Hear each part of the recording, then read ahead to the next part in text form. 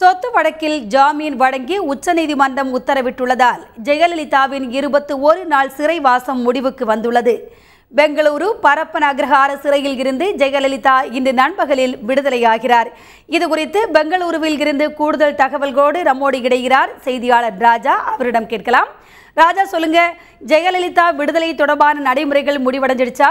அவர் எத்தனை மணிக்கு சிறையிலிருந்து வெளியே வர வாய்ப்பு இருக்கு?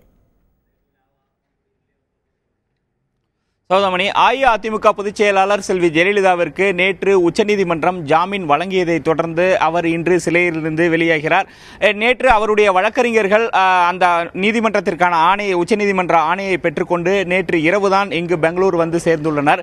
இவர்கள் இன்று காலை இங்குள்ள 35வது செஷன்ஸ் கோர்ட்டில் இதற்கான அந்த உச்சநீதிமன்ற ஆணையை அங்கு தாக்கல் செய்து முறைப்படி அங்கிருந்து ஆவணங்களுக்கான அனுமதி பெறுகின்றனர். மேலும் அந்த பிணைக்கான ஜாமீன் வழங்குவதற்கான பத்திரம் ஆகியவை இங்கு தாக்கல் செய்யப்பட்டு பிறகு அங்கிருந்து முறைப்படி ஆணை பெறப்படுகிறது. பின்பு இங்கு சிறைத்துறை நடைமுறைகள் என்று இருக்கிறது. இங்கே வந்து சிறைத்துறையில் அதை கொடுத்த பிறகு இந்த என்னென்ன ஆவணங்கள், எல்லா ஆவணங்களும் பார்க்கப்பட்டு பின்பு அவர் வெளியாகிறார். 12 மணி அளவில் அவர் சிறையில் இருந்து வெளியாவார் என்ற தகவல்கள் தற்போது கிடைத்துள்ளன. சௌதாமணி, ராஜா, அடுத்ததா இந்த வழக்கில் சிறையில் உள்ள சசிகலா உள்ளிட்ட மற்றவர்கள் எப்போது விடுதலை ஆறாங்க? இந்த வழக்கில் செல்வி ஜெயலலிதாவோடு ஜாமீன் பெறப்பட்ட சசிகலா மற்றும் இளவரசி சுதாகரன் ஆகியோருடைய வழக்கறிஞர்களும் நேற்று அதற்கான ஆணையை பெற்றுக்கொண்டு இவர்களுடைய நேற்று இரவு பெங்களூர் வந்துள்ளனர். அவர்களும் அதற்கான நடைமுறையில் தற்போது பிணை கொடுப்பதற்கான அந்த பிணைக்கான அந்த பத்திரம் தாக்கல் செய்வதற்கான நடைமுறையில் நேற்று இறங்கியுள்ளனர். இன்று காலை நீதிமன்றத்தில் அதற்கான உத்தரவு பெறப்பட்டது. அவரும் இன்று செல்வி ஜெயலலிதாவுடன் விடுதலையாகிறார் என்று தெரிகிறது. ராஜா, அடுத்ததா ஜெயலலிதா விடுதலையை ஒட்டி செய்யப்பட்டுள்ள பாதுகாப்பு ஏற்பாடுகள் குறித்து சொல்லுங்க. கண்டிப்பா, செல்வி ஜெயலலிதா நேற்று ஜாமீன் கிடைத்தது என்று தெரிந்தவுடன் இங்கு கூடியிருந்த அஇஅதிமுக தொண்டர்கள், அதாவது பரப்பன அக்ரஹார சிறை வளாகத்தில் கூடியிருந்த ஆயிரக்கணக்கான அஇஅதிமுக தொண்டர்கள் பட்டாசுகள் வெடித்தும் இனிப்புகள் கொடுத்தும் தங்களுடைய மகிழ்ச்சியை வெளிப்படுத்தி வந்தனர்.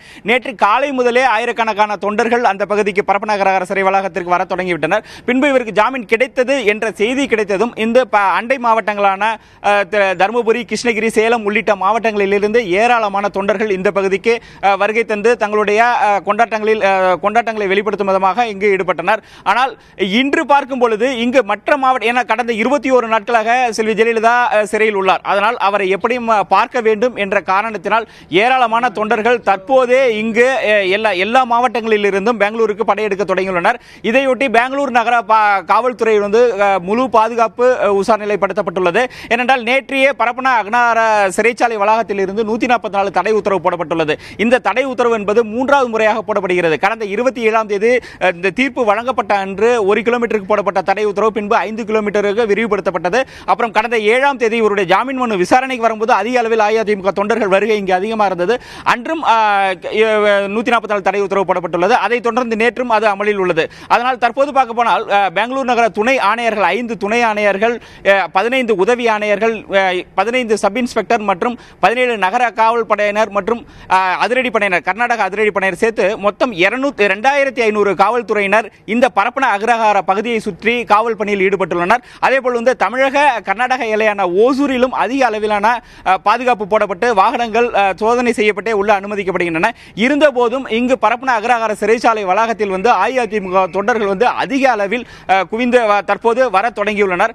மேலும் நேற்று இரவு என்று பார்க்கும் பொழுது அஇஅதிமுக மூத்த அமைச்சர்கள் எடப்பாடி பழனிசாமி மற்றும் நத்தமார் விஸ்வநாதன், வைத்திலிங்கம் மற்றும் அமைச்சர்கள் ஆர்பி உதயகுமார், விஜயபாஸ்கர் உள்ளிட்ட ஏராளமான அமைச்சர்களும் 150க்கும் மேற்பட்ட சட்டமன்ற உறுப்பினர்கள் மற்றும் முன்னாள் எம்பிக்கள், இந்நாள் நாடாளுமன்ற உறுப்பினர்கள் அனைவரும் சிறை வளாகத்தில் இரவு 8 மணி வரையில் கூடியிருந்து ஆலோசனை நடத்தினர். ஏனென்றால் செல்வி ஜெயலலிதா இன்று சாலை மார்க்கமாக சென்னையை அடைய முற்பட்டால் அதற்கு என்னென்ன மாதிரியான ஏற்பாடுகள், கட்சியின் சார்பாக என்னென்ன மாதிரியான ஏற்பாடுகள் செய்ய வேண்டும் என்பன குறித்து ஆலோசித்ததாக தெரிகிறது. சௌதாமணி, பெங்களூருவிலிருந்து ஜெயலலிதா விடுதலை குறித்த தகவல்களை வழங்கியதற்கு நன்றி ராஜா.